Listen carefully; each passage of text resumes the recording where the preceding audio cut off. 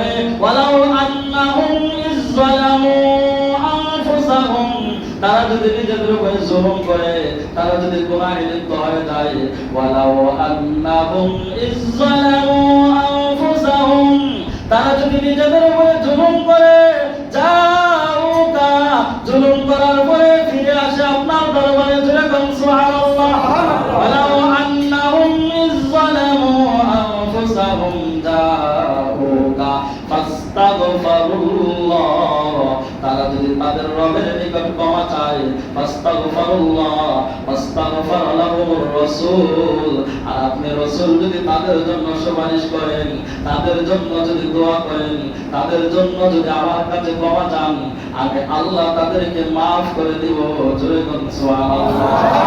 আল্লাহ তাআলা বলেন ওয়ালাউ আন্নাহুম ইযলামু আনফুসাহুম যাওকা ফাস্তাগফিরুল্লাহ ফাস্তাগফার লাহুমুর রাসূল লাওয়াজাদুল্লাহ, তারা পাবে তাদের রবকে তাওয়াবার রহিমা, তওবা গ্রহণকারী এবং ক্ষমাশীল দয়ালু। জোরে বলুন সুবহানাল্লাহ।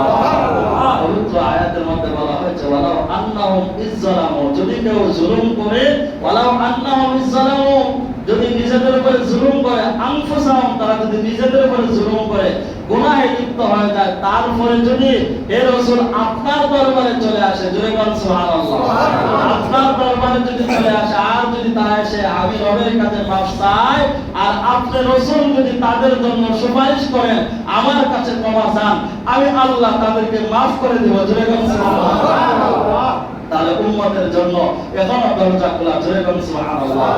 কোন আশিক রাসূল যদি কেউ নবী সাল্লাল্লাহু আলাইহি ওয়াসাল্লামের রওজা মুবারকের সামনে যায়, তারা ওই আয়াতটা তিলাওয়াত করে আর বলে ইয়া রাসূলুল্লাহ, ইয়া হাবিবাল্লাহ, নবী গো, আপনার গুনাহগার উম্মত আপনার দরবারে হাজির হয়েছে, ইয়া রাসূলুল্লাহ, আপনি একটু আপনার রবের দরবারে আমার জন্য সুপারিশ করে দিন না।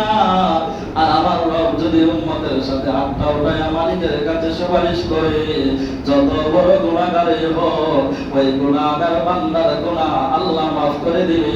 জয় সুবহানাল্লাহ। আমার